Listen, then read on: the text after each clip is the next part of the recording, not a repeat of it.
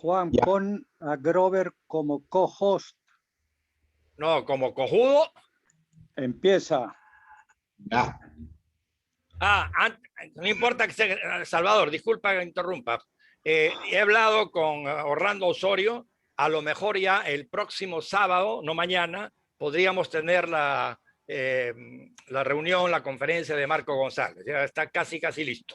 Quería informarles nada más. Ya Juancito. después nos informas por escrito. No, por escrito no, nada que ver. No quiero. Juancito, lo del Oral. Chito también, que ya está todo listo. ¿Qué?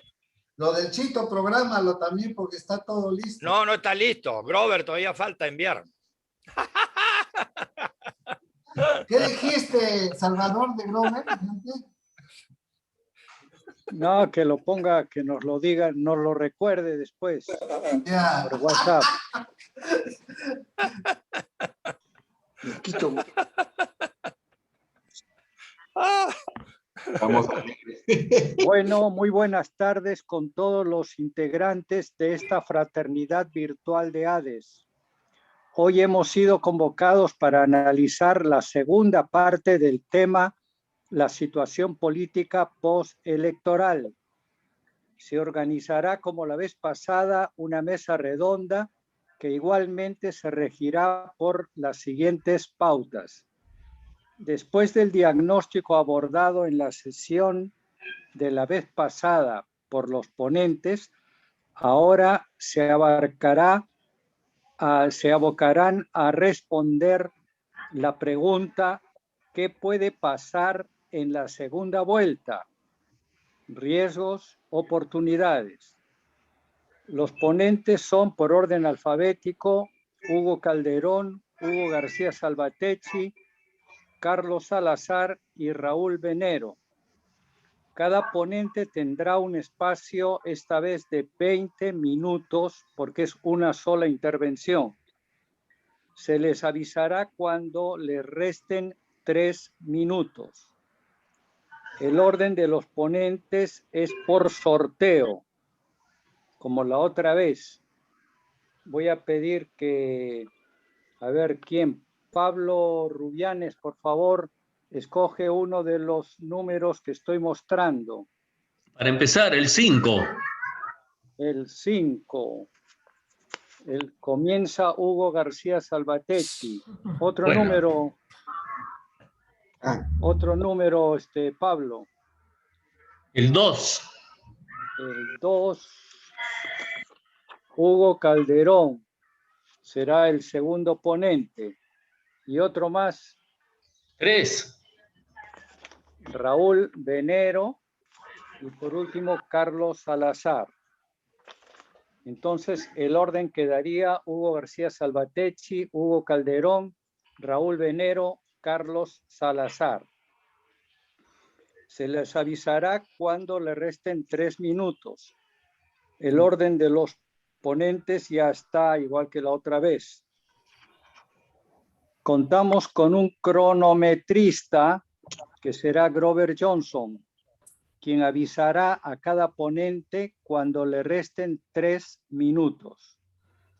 La sección preguntas, al final, también tendrá un límite de 3 minutos como máximo por cada intervención, para dar oportunidad al mayor número de intervenciones. Muy bien, entonces damos la palabra en primer lugar a nuestro hermano Hugo García Salvatecchi, que queda con la palabra. Muchas gracias. Yo he tratado más bien de presentar una especie de génesis de nuestra evolución política para explicarnos en primer lugar lo que está pasando y después lo que viene. Y me quedé prácticamente en la década de los 70. En el año 56, con la convivencia, cambió definitivamente el panorama político del Perú. Ya se dejó ese dualismo entre un partido que representaba al pueblo, luchar contra 3 instituciones, ¿no?, lo que se llamaba el civilismo, con sotana, clericalismo, el civilismo con uniforme, el militarismo, y el civilismo del Club Nacional, que tenían como vocero el comercio. Ya a partir del año 56 se dan diversos partidos políticos.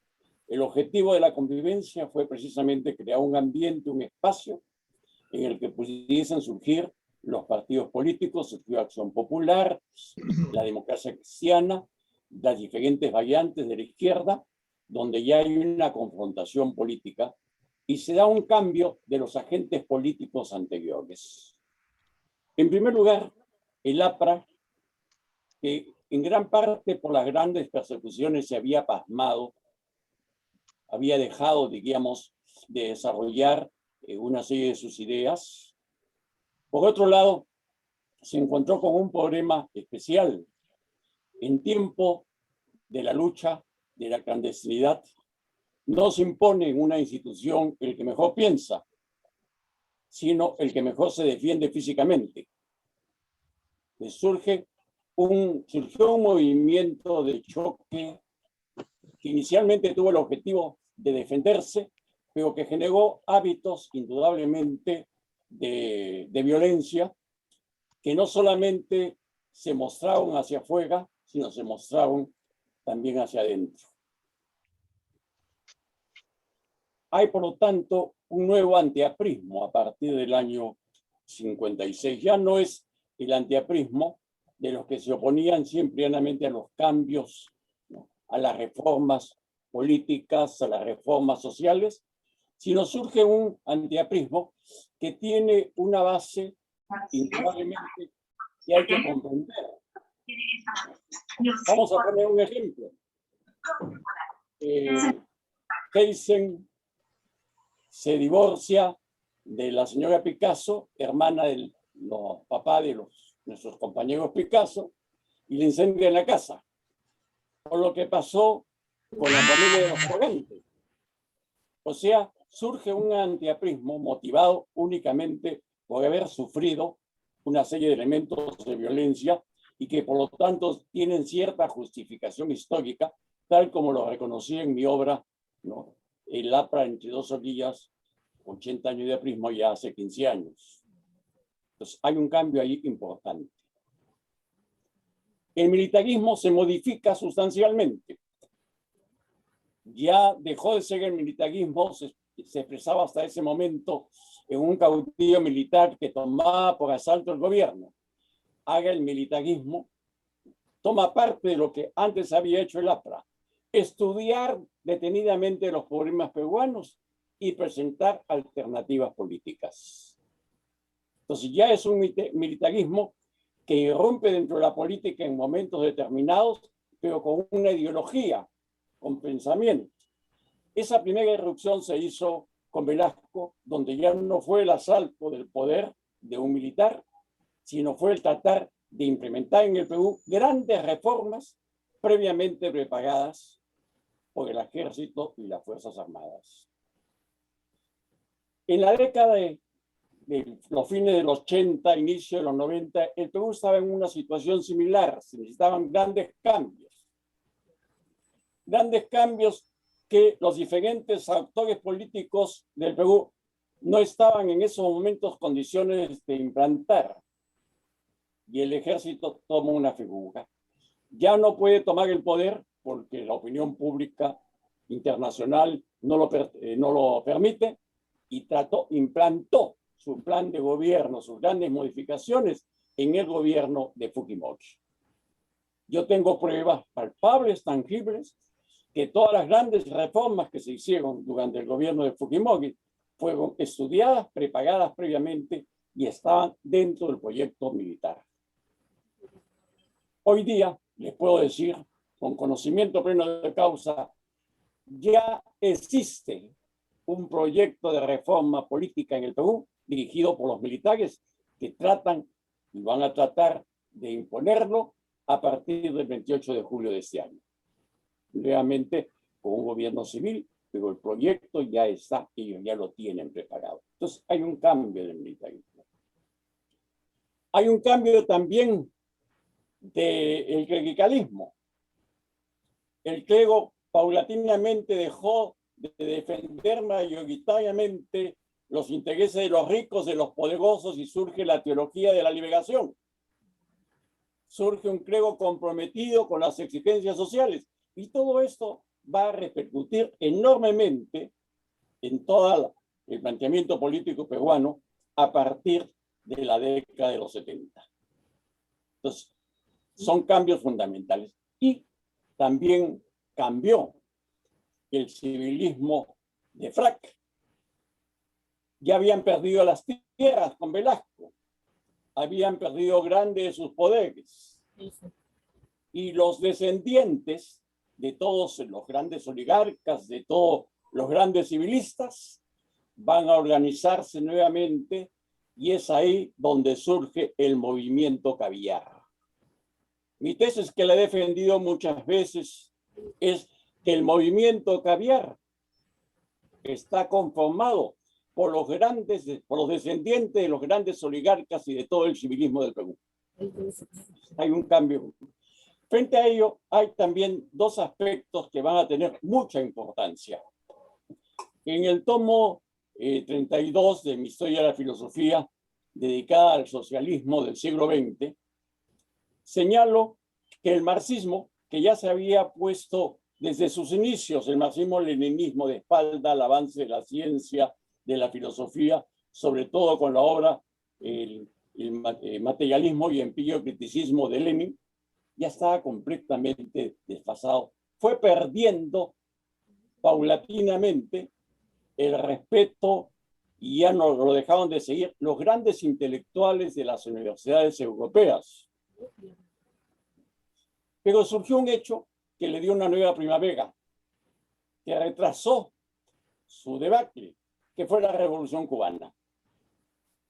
La Revolución Cubana le dio una nueva primavera al marxismo-leninismo. Fue una gesta, indudablemente, como pocas veces se han dado en la historia, con una gran repercusión en todos los aspectos, sobre todo acá en el Perú, donde estas posiciones de izquierda marxistas fueron desplazando a todos los movimientos sociales anteriores, entre ellos, por ejemplo, acá en el Perú, al aprismo. Pero eso no podía continuar. Muchas posiciones del marxismo, como la dictadura del proletariado, lógicamente equivalía a decir un círculo cuadrado, ¿no? No tenía ninguna lógica. Y todo eso se viene abajo con la gran revolución de mayo del 68 de París. Es ahí donde se da ya el término, ahí empezó la agonía del marxismo-leninismo. Esto lo vi yo desde los inicios en las cambias de ideas fraternales, porque en ese momento fuimos muy amigos y nuestra amistad fue muy sincera y muy cercana hasta el año 83, que tuve con Alan García. Discutimos mucho sobre este asunto. Él era de una posición contraria a la mía. Él decía en ese momento que la Revolución de Mayo y el año 68 lo que demostraba que el marxismo se iba a imponer y que por lo tanto el aprismo tenía que seguir una orientación de izquierda radical, mientras que yo defendía lo contrario, que ya ahí se iniciaba la debacle del marxismo. Y el tiempo me dio la razón. Hay algo importante que fue señalado simultáneamente por Bertrand Russell en 1972, y sobre eso escribió incluso una obra, una de sus mejores obras, pero sumamente académica, de Sartre, que se llama Crítica de la razón dialéctica, donde señalan qué es lo que pasó con los movimientos de izquierda en Europa, que van a tener una gran repercusión en todo el mundo. El maoísmo de París empieza a organizarse, partiendo de determinados conceptos. En primer lugar, el retorno no solamente a la lucha armada, sino a posturas terroristas. Hay que provocar al Estado burgués con esos actos de terrorismo, porque el Estado burgués necesariamente, para poderse defender, va a tener que ponerse al margen de la Constitución, y por lo tanto es ahí donde nosotros entramos y defendemos los derechos humanos. la nueva consigna ya no es la dictadura del proletariado, la nueva consigna son los derechos humanos. Terrorismo y después defensa de los derechos humanos.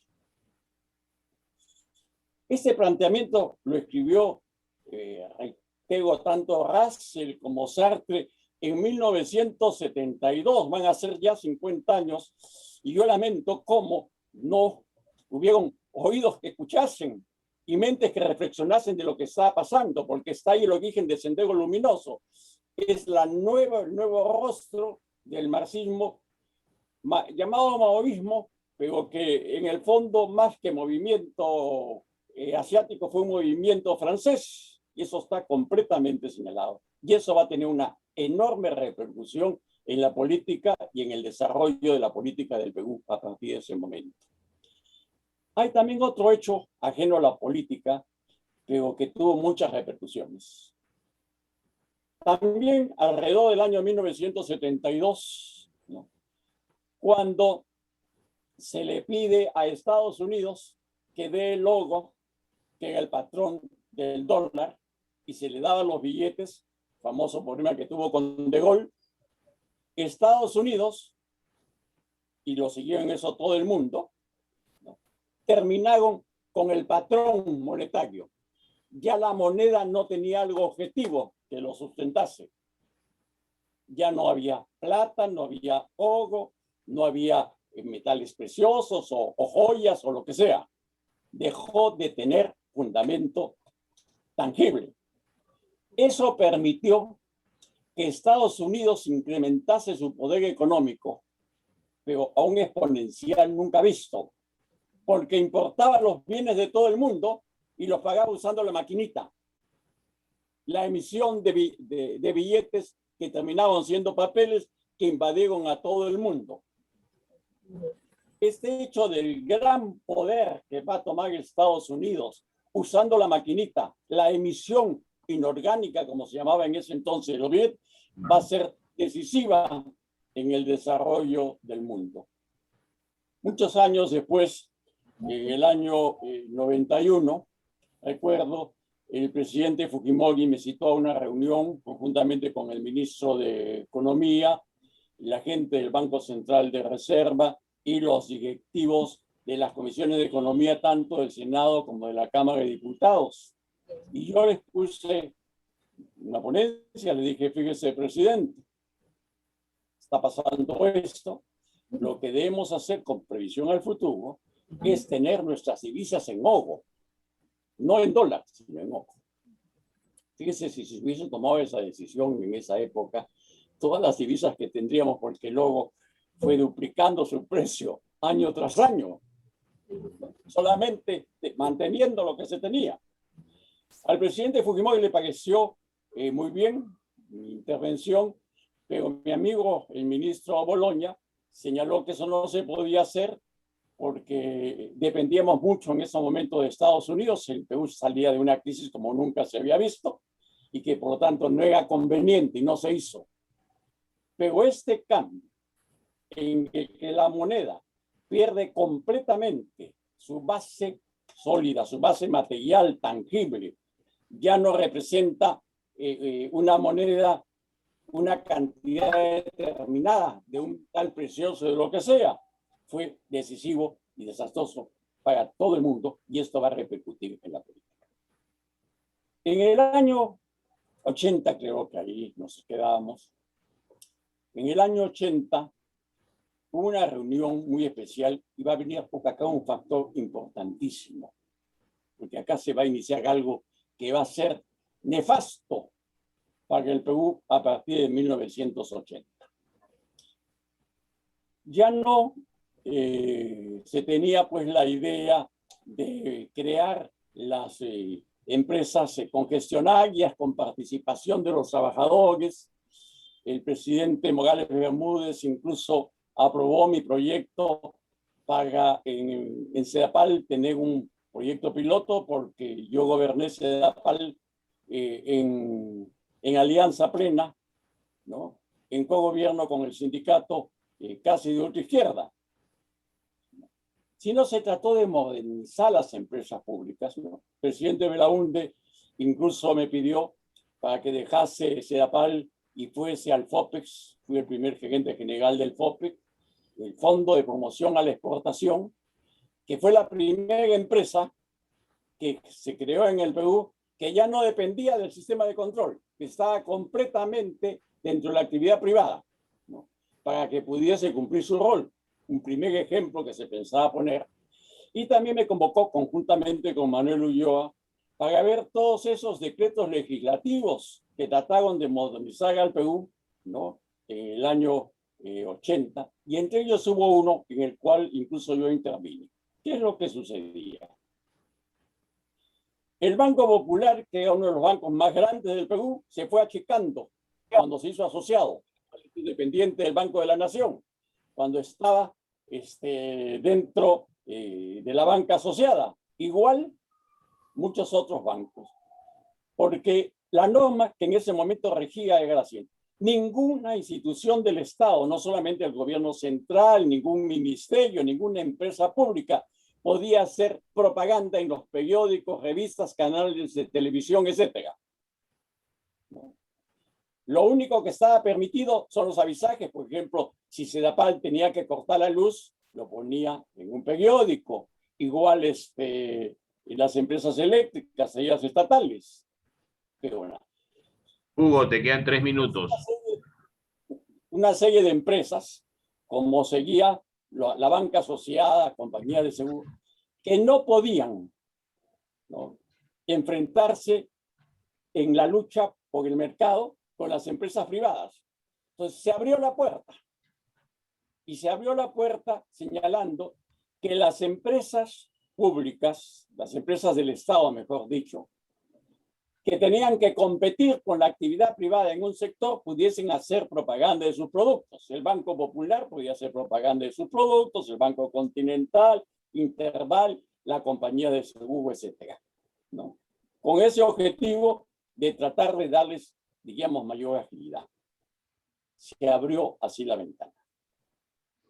En el primer gobierno de Alan García se respetó un poco, pero fue donde se empezó a abusar, porque vinieron los publireportajes. Vale decir, el ministro hacía propaganda de su labor, pero lo pagaba y salía el logo de una empresa pública. A partir del gobierno de Fujimori, la prensa se convirtió simple y llanamente en la aliada del gobierno, de lo que quería cada gobierno de turno, porque el gobierno le dedicó cada vez gran cantidad de dinero para pagar esto. Y es donde tenemos la prensa es una de las grandes causantes de lo que ha pasado en estos últimos años en el Perú. Bueno, nos quedamos ahí, en otra oportunidad seguiremos más allá. Muchas gracias, Hugo.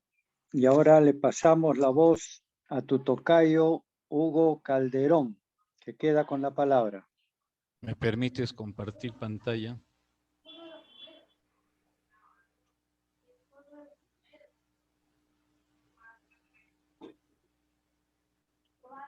Espérate, Huguito, espérate. 24 de marzo. Ya puedes compartir, Hugo.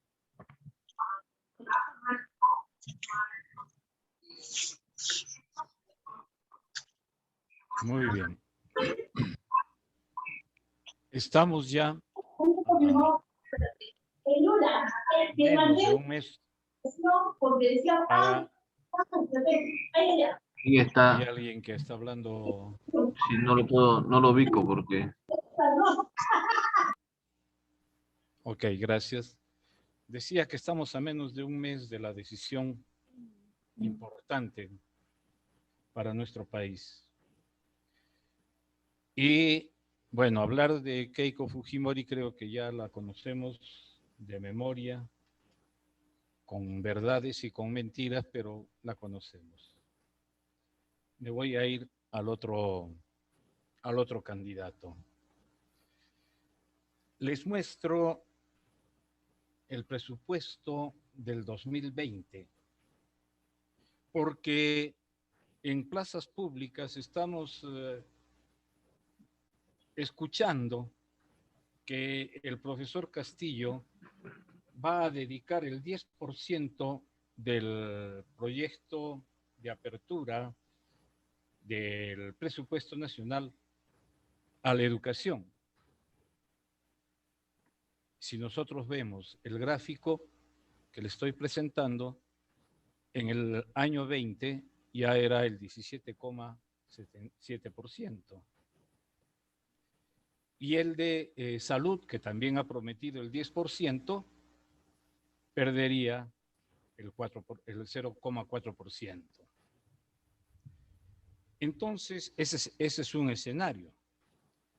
El otro escenario sería que no ha hablado del presupuesto, sino del Producto Bruto Interno. De ser así, hacemos una sencilla regla de 3. 17.7% del presupuesto equivale a 31.328.000, que es el 3.8% del PBI. El 10% sería, si la calculadora no me ha fallado, 82.443 millones, lo que equivale al 46% del presupuesto nacional. Pero como ha prometido lo mismo para salud, entre salud y educación se llevan el 82%, no, perdón, el 96% del presupuesto nacional. Sin embargo, esta propuesta fue aplaudida a rabiar en la plaza de Chota. Y es que a veces se nos habla y nosotros no captamos qué es lo que se está diciendo. Me resulta difícil poder vislumbrar qué nos espera con el profesor Castillo, porque no sabemos bajo qué proyecto va a gobernar. Nos ha presentado el ideario y programa de Perú Libre y hace algunas afirmaciones que llaman la atención. Habla de artículos pétreos de la Constitución Política del Perú y dice, son denominados así a las cláusulas innegociables, inamovibles, inmodificables del neoliberalismo en la Carta Magna. Nombramos algunas más resaltantes. Por si acaso el rojo es mío. Dice, en el artículo 6, el Estado terceriza o privatiza su responsabilidad en salud, educación. Ahí me quedo. Pregunto, ¿de quién es la responsabilidad de educar? ¿Quién tiene la patria potestad de los niños? ¿El Estado o el padre de familia, los padres de familia? Porque si aquí dice terceriza, quiere decir que el Estado está haciendo mal, está renunciando a su responsabilidad y no lo es. En tal caso, el Estado actúa con el principio de subsidiariedad. Si los padres de familia no pueden, el Estado interviene. Y lo dice bien claro el artículo 6, que lo podemos leer ahí, de la Constitución. Política Nacional de Población, etcétera, etcétera. Y dice, la Política Nacional de Población tiene como objeto difundir, promover la paternidad responsable.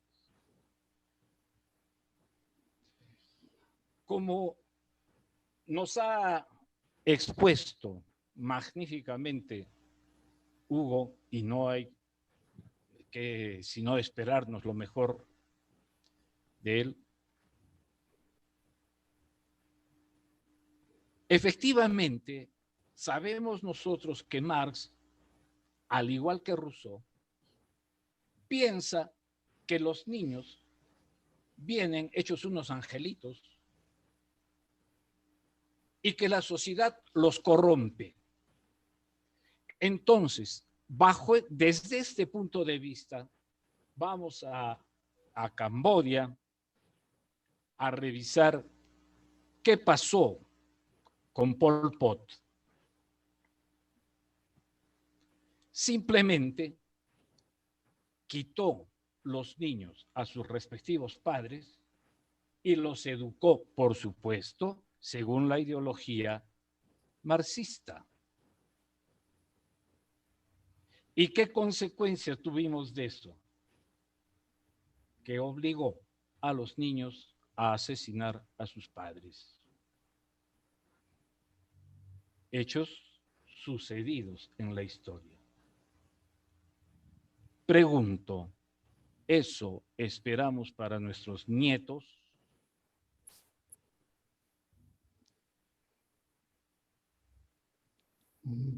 Siguiente.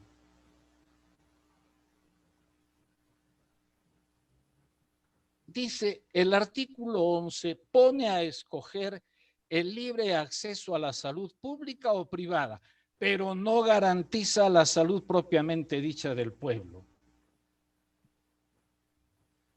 Ahí tenemos el artículo 11 de la Constitución.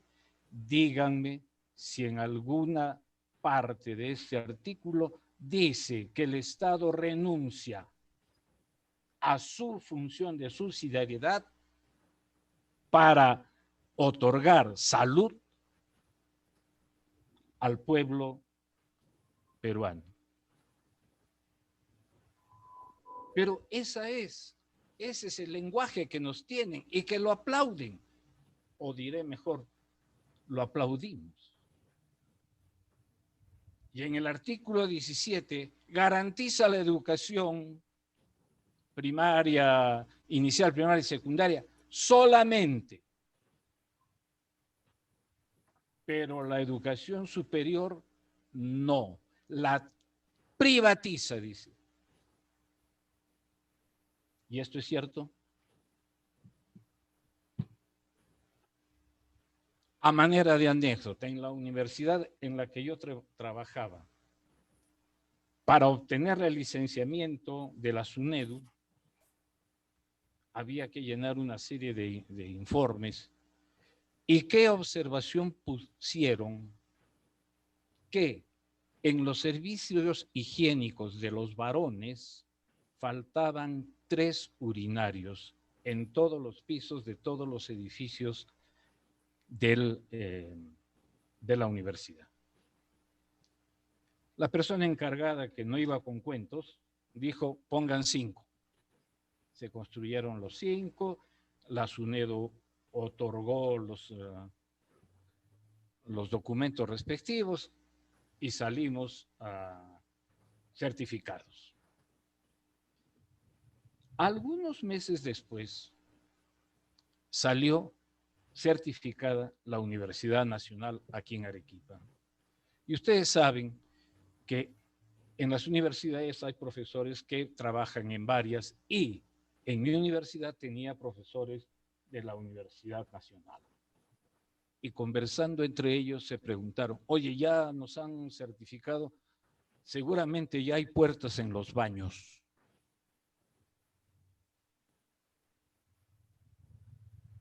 Creo que obvian los comentarios. ¿A eso se llama privatizar?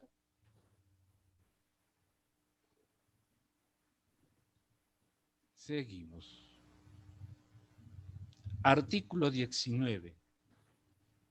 Dice el ideario, porque de aquí parte, como a manera de análisis, exonera de todo tipo de impuestos a las universidades, institutos, colegios y escuelas privadas, habiéndose proliferado miles de ellas sin calidad académica, infraestructura y recursos humanos para garantizar una educación de calidad. Este documento desconoce seguramente lo que es la SUNEDU, ahorita no recuerdo los nombres de la educación superior técnica y de los colegios. Porque si por aquí está nuestro amigo Víctor Chan, se habría enterado que en el mes de enero de hace 2 años atrás se estaba formando un expediente para exigir a los colegios privados que tuvieran poco menos que un hospital, porque podría ser que alguno de los niños que se educan en ese colegio podría sufrir, qué sé yo, un mal de estómago, un síncope cardíaco o una ruptura de huesos o lo que fuera. Y entonces había que tener médico, enfermera y medicina, medicamentos.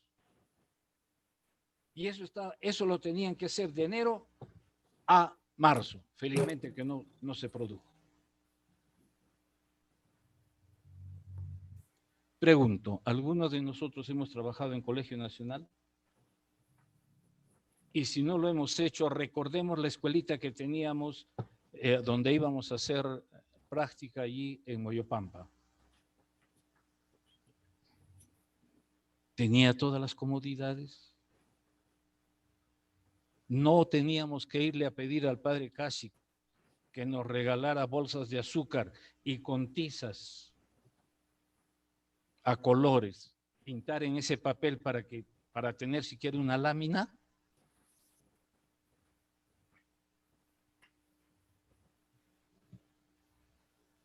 Sigamos. Habla del artículo 59. Otorga la libertad de empresa, comercio, industria, de empleo, de finanzas, es decir, libertad solo para los ricos. Ahí tenemos el artículo 59. El Estado estimula la creación de la riqueza y garantiza la libertad de empresa, etcétera, etcétera, etcétera.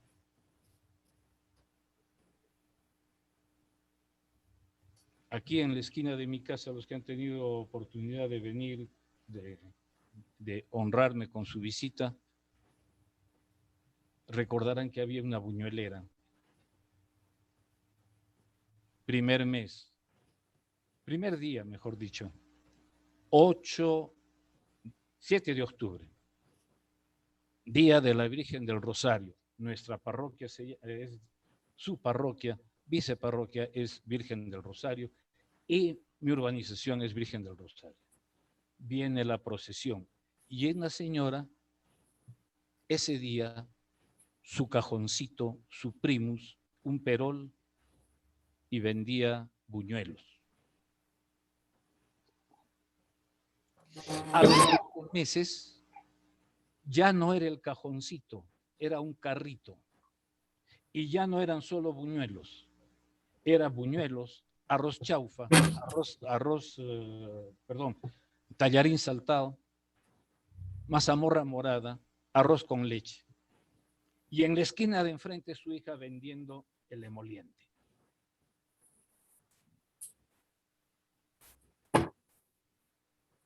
¿Está prohibida la empresa privada? ¿O eso no es empresa?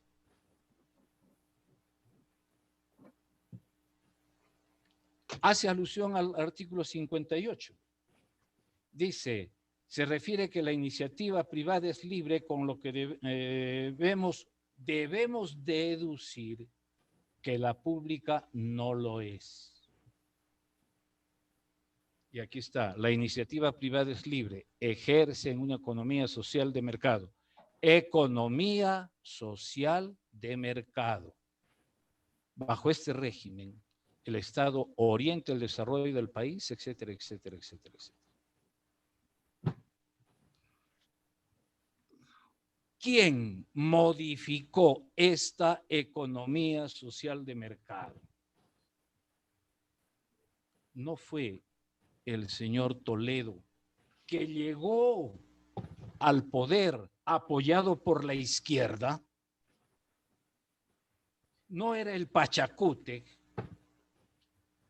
no era el que había crecido desde Lustrabotas, según me dicen que eso lo inventó el periodista de IDL Reporteros, se me fue el nombre.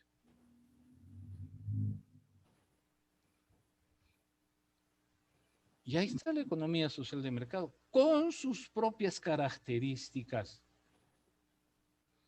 que fue promovida en los años 40 y cuando terminó la Guerra Mundial invadió Europa y Europa se levantó en 2x3 gracias a la economía social de mercado.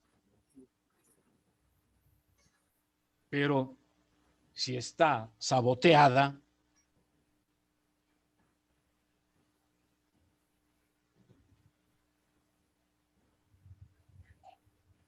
Hugo, te faltan 3 minutos. uy. Luego, ya. Luego, entonces viene la libertad de empresa, privada y pública, pero restringe a esta última solo autorización expresa.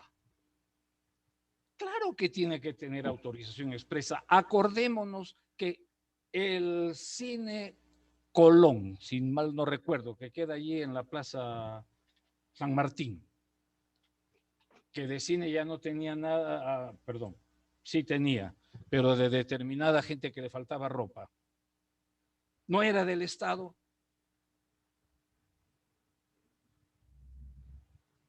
Entonces, ¿merece o no merece un control? Y así, ya Huguito ha dicho con mejor conocimiento que el mío, que el marxismo, pues, mejor dicho, el marxismo recibe su manera de ser oficial, porque Rusia era el Vaticano de Marx, con el marxismo-leninismo. Y si somos racionales, cayó Rusia, cayó el marxismo-leninismo. Y yo me acuerdo que el padre José Ramón Gurruchaga, cuando hicimos las jornadas del Concilio Ecuménico en todo Chosica y nosotros participamos, y a mí me tocó ir al Colegio Josefa Carrillo y Albornoz. Y el padre Gurruchaga allí dijo: China tiene razón. Tiene que conquistar el poder por la fuerza. Porque por las urnas no se puede. Por lo tanto, que el Señor hoy nos diga que no es comunista, que no es esto, que no es lo otro, falso. Porque así como China tuvo razón, debemos reconocer que el extremo del marxismo es lo que hace el señor, el llamado presidente Gonzalo. Ahí es donde vamos a llegar. Y entonces, ¿a qué tanta mentira? ¿Por qué no nos dice la verdad? ¿Por qué tiene que estar disfrazándose? ¿Por qué tiene que estar escondiéndose? ¿A qué tiene miedo? ¿A la verdad? ¿O tiene miedo a que el pueblo se dé cuenta de que va a perder los pocos valores democráticos que tiene? O por lo menos tiene el derecho de decir a un presidente ladrón, le puede decir ratero, ladrón.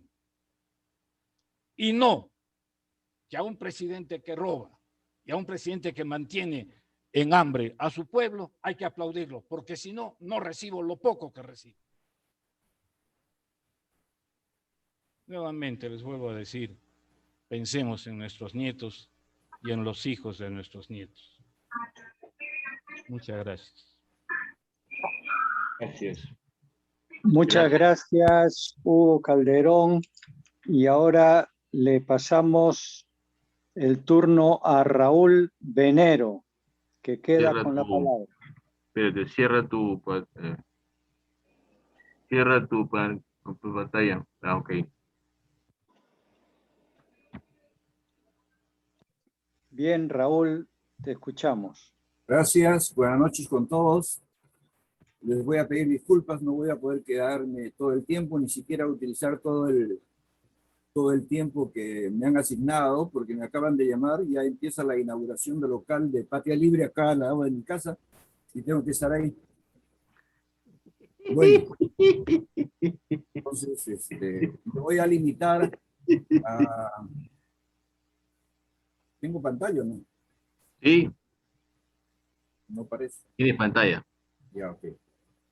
Entonces, me voy a limitar solamente a terminar lo que había empezado el otro día, pero haciendo algunas precisiones. En primer lugar, yo creo que quienes deciden tienen toda la razón, tienen todo el mérito, todo el derecho de dudar, de tener incertidumbres, miedos ante el riesgo. Es normal. Es completamente cierto. Y es normal. A lo que no tienen derecho es a confundir criterios con puntos de vista, que son diferentes. Entonces, ahí hay una diferencia enorme. Un campesino, un obrero, un estudiante no piensa en general con el mismo punto de vista de un financista, de un industrial, de un comerciante. Tienen otros puntos de vista. Simplemente porque tienen otras condiciones de vida. Tienen otras necesidades. Tienen otros intereses. Y tienen otros intereses históricos. Esa es una diferencia que hay cuando buscamos y queremos tomar decisiones. Y entonces la información que buscamos es completamente diferente, pues. Algunas informaciones son cuentos, pero no son reales. Ni siquiera del nivel empírico. Ni siquiera eso. Entonces, el que decide naturalmente va a tener que decidir de manera miedosa, arriesgada y con esa incertidumbre, cuando en realidad lo que hay que tener son precisiones. Y para tener precisiones hay que tener certezas. Todos ustedes y todos nosotros tenemos certezas de quién es Keiko Fujimori. No lo dudamos. Tenemos certezas. Todos nosotros tenemos certezas de cuál ha sido la política económica durante estos 30 años. Y yo diría más.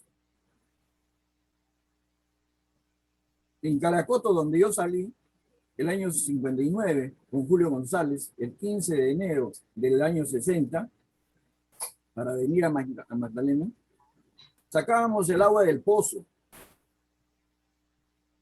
6 meses antes, en julio, inauguramos el motor de luz. Yo fui a cantar ahí me conoció Julio González y de ahí establecimos una relación y por eso vine. Vayan ahora ustedes a Caracoto a ver si hay agua potable. ¿Cuántos años han pasado? Y al lado hay una fábrica de cemento que se lleva todo el agua. Y están a 100 metros, quizá menos, del ferrocarril que va no solamente de Juliaca a Puno, sino de Puno hasta Cusco, Arequipa. Y en Juliaca, a 8 kilómetros, hay un comercio inmenso. Pero en Caracoto no hay agua. Ese pozo donde yo vi por primera vez una vagina abierta, de una mujer que sacaba agua del pozo, existe. Y no estoy contando ningún cuento, lo he visto en febrero del año 2011.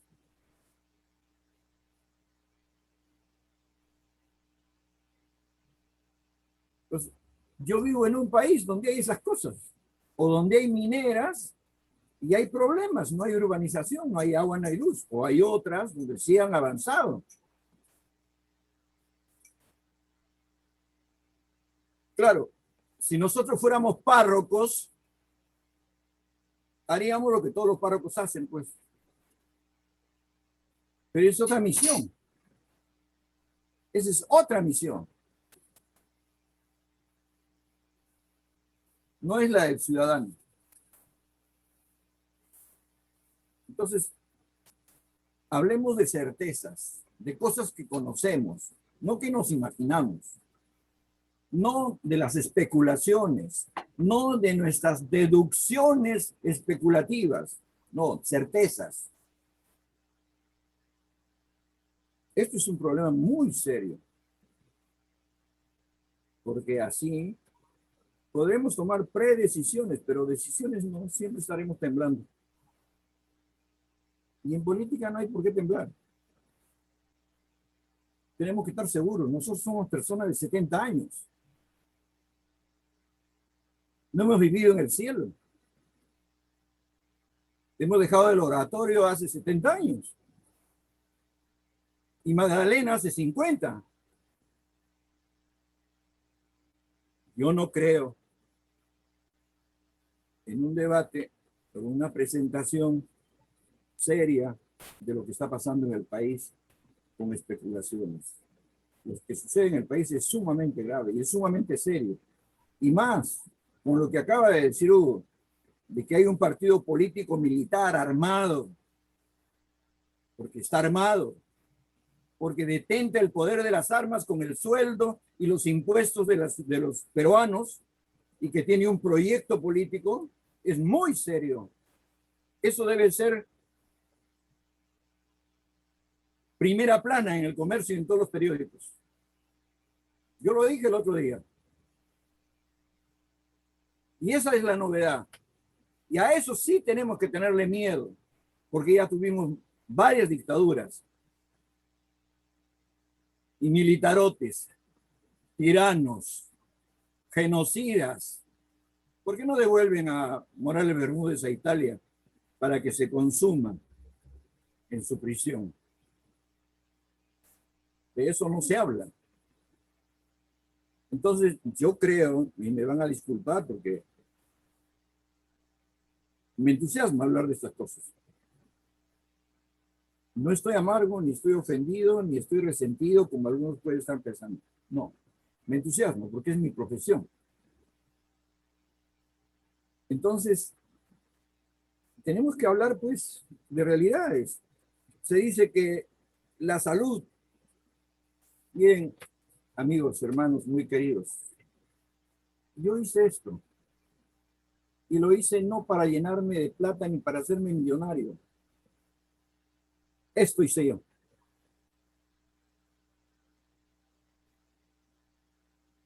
Hugo García alguna vez me dijo, yo quiero invertir en tu empresa, ¿no es verdad, Hugo? Y fuimos a ver, ¿no? Y fuimos a verla inclusive en el carro con mi hijo. ¿Y esto? Yo no tenía un sol en el bolsillo cuando empecé a hacer esto. Lo único que hice fue un proyecto. Y Babana Cao, que Hugo muy bien sabe quién es, me presentó al gerente financiero del Banco Continental. Entré a las 9 de la mañana a conversar con él y a las 11 el gerente me dijo, muy bien, tu proyecto es rentable y tienes los $175,000 que quieres para equipamiento y todas esas cosas. Mi objetivo no era hacerme millonario. Dejé mi trabajo en el Congreso para hacer eso. ¿Y saben por qué? Porque Fujimori lo que hizo es mandar a la calle a cientos de trabajadores del sector del Estado, y eran hijos que pasaban de colegios privados a colegios públicos, perdían sus seguros, y el hombre quedaba desocupado. Y eso no es de 1800, 1090, 91. Y lo único que hice fue ponerme a pensar y ver la documentación, el material que venía de Chile sobre las ISAPRES y sobre la AFP. Ver los diseños y dije, se puede hacer esto. Voy a ver. Un ex ministro de Economía, de Alan García, con la gente que trabajaba con él, Saberbein, me hizo el estudio de mercado en la avenida de Arequipa. Hicimos la encuesta, todo, y con ese resultado, una inversión de $1,500, creo que fue. hice el primer plan de salud para estudiantes. ¿Y por qué? Porque el Estado, pues, en esa época, recuerden lo que era el IPS, no tenía servicios de atención médica para los estudiantes. Pese a que desde los años 50 Odría ya había puesto en las grandes unidades escolares espacios para tópicos. Y acá está. No estoy hablando en el aire, no son cuentos.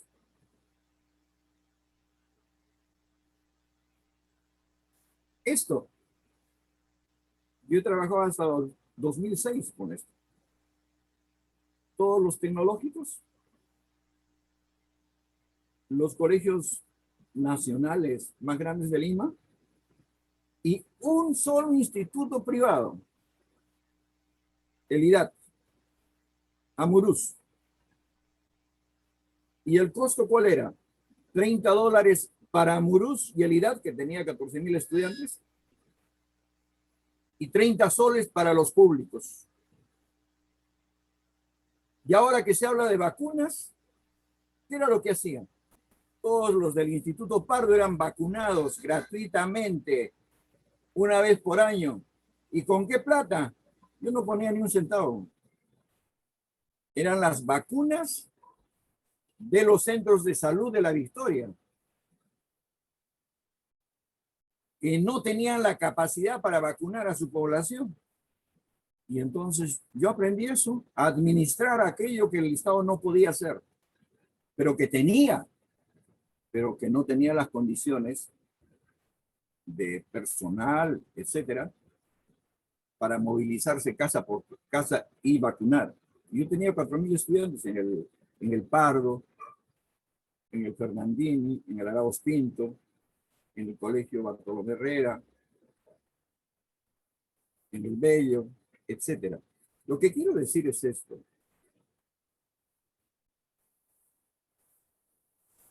Hemos transcurrido desde 1950 la época con 3 modelos. El primero, el de sustitución de importaciones, que duró hasta 1970. En donde lo fundamental fue importar para vender productos hacia el exterior o hacia el mercado interno. Y eso fue un fracaso. Quien más lo desarrolló fue Velázquez. Luego hemos tenido la restitución de las importaciones a partir de la UNDE y los Chicago Boys en toda la década del 80 y la crisis de la hiperinflación. Todos esos 2 modelos se fueron al diablo. La respuesta a esos modelos fue el liberalismo, el neoliberalismo. Y el neoliberalismo dio la respuesta en el sentido siguiente. Primero, el Estado es un mal administrador, es un chancho que hay que adelgazarlo, etcétera, etcétera, etcétera. Se privatizaron las empresas a precio huevo, como se dice.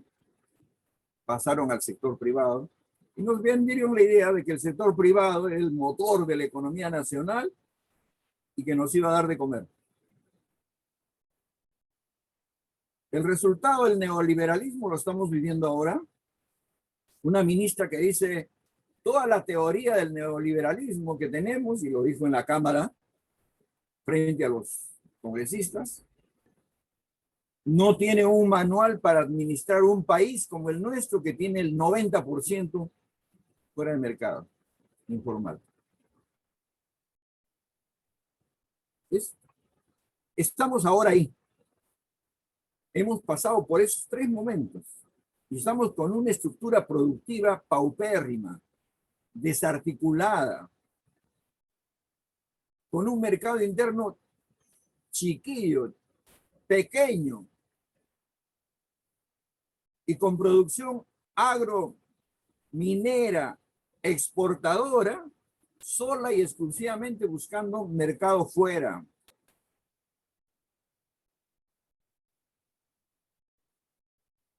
Entonces, las generaciones que vienen, los hijos, los nietos, tendrán pues que ir a la informalidad.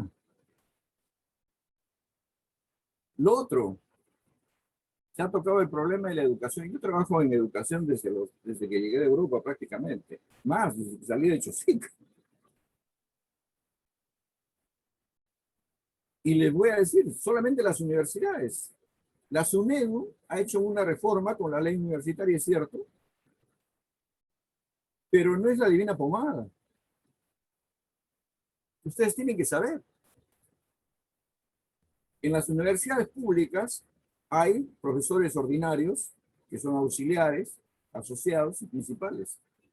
Y el presupuesto que se le da a la universidad no alcanza. No alcanza.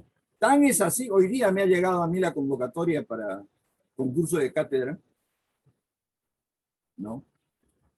Y un profesor con maestría, con clase magistral, con documentación, con experiencia, con 5 o 6 años de experiencia docente en el curso que piden, la mensualidad que ofrecen son 1.200 soles mensuales.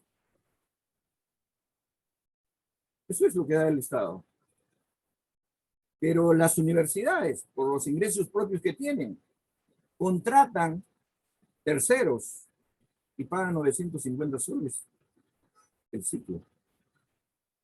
Eso sucede en la universidad pública.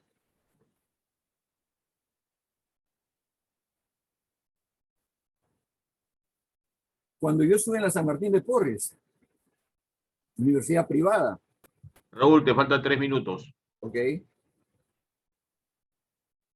La plata de la universidad iba en las noches al banco de la construcción. La universidad compraba un carro y lo vendía 3 veces dentro de la misma la misma universidad, de facultad en facultad, con Peña Cabrera. Ahí conocí la corrupción. Le dediqué 5 años de mi vida y logramos sacar a Peña Cabrera. Y ustedes tienen que saberlo. Y si no lo saben, entérense ahora. Yo sufrí prisión por eso.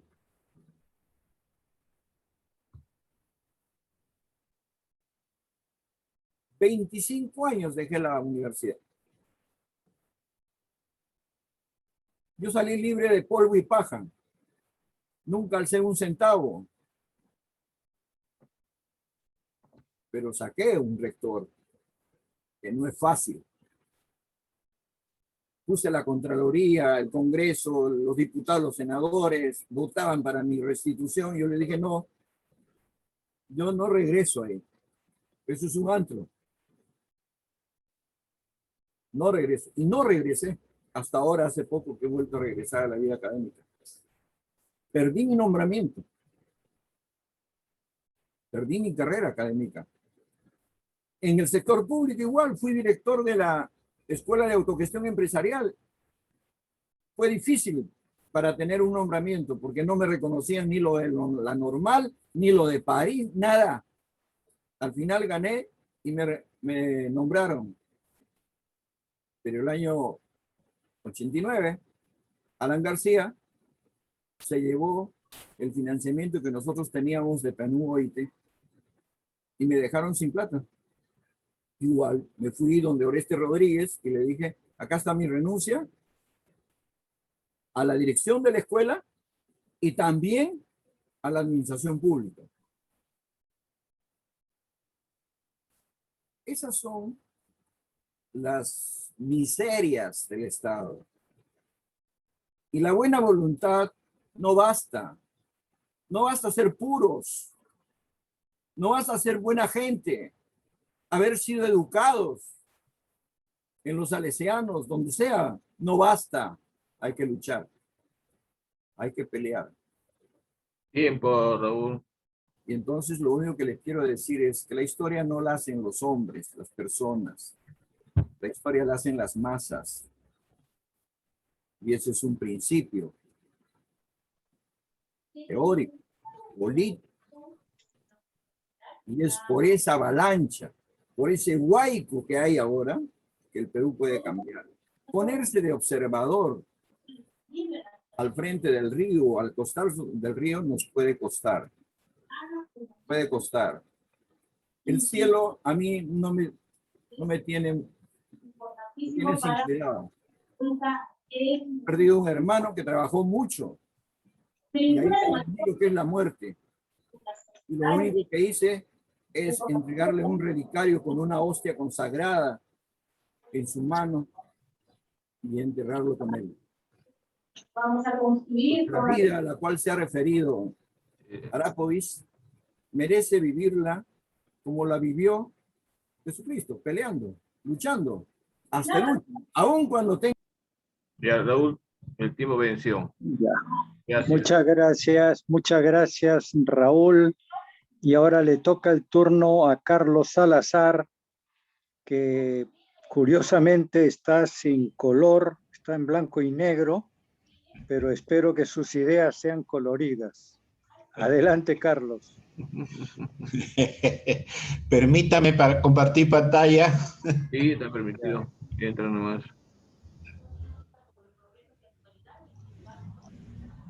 Bueno, gracias al Poder Judicial, Electoral, al Congreso y a los medios por darnos... No hay nada en la pantalla. ¿Ah? ¿No está saliendo? Pantalla. No está saliendo nada. Siendo el plan estratégico, entonces, el eje de información, el eje 4, tiene relación con el entorno. Ahora sí. Ahora sí. Ahora sí. Gracias al Salvador, Poder... apaga tu micro. Salvador, apaga tu micro.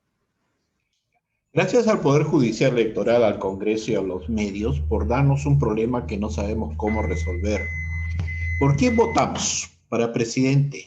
¿A la jefa de la banda de lavado? ¿O por un candidato que no nos demuestra extremos de su jefe? O sea, no nos demuestra que está sujeto a su jefe de su partido, el médico Cerrón. Yo publiqué varios de estos artículos en Facebook.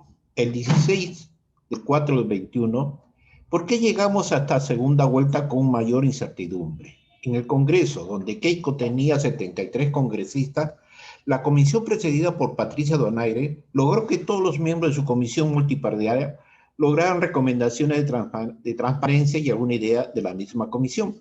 El congresista Mike Torres consideró como un insumo. Así empezó a construirse el camino para el triunfo de Keiko. Como PPK era un problema para su proyecto, empezó a buscar la sinrazón para vacarlo. Cuando lograron que renunciaran, creyeron que Vizcarra les iba a hacer caso, pero fue más inteligente y cerró el Congreso. Con el nuevo Congreso, por su falta de conocimiento, fueron presa fácil para seguir con su plan. Keiko comenzó a contratar o conquistar asesores que estuvieran en contra de ello para que la población se diera cuenta que ella estaba cambiando. La cantidad de partidos que presentaron candidatos, la mayoría eran vientres de alquiler, con candidatos improvisados. Solo les interesaba llegar al poder comprando voto o falto, que los electores no se enteraran de este plan, y siguiendo con su proyecto se logró que Keiko pudiera ganar para pagar su deuda con los empresarios. Eso es lo que tenemos hoy, con otro candidato del pueblo que no estaba en sus planes. Solo era el peón para quitarle votos a Verónica. Análisis de la votación. Miremos números y saquemos conclusiones. Población total, 32.625.948 peruanos según el INEI. Electores válidos, 23.794.031 peruanos. Fueron a votar 16.830.097, en porcentaje 70.73%.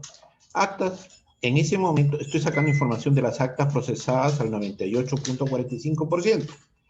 Porcentaje de votos de Castillo, participación 19.09% de la población total, fue 7%.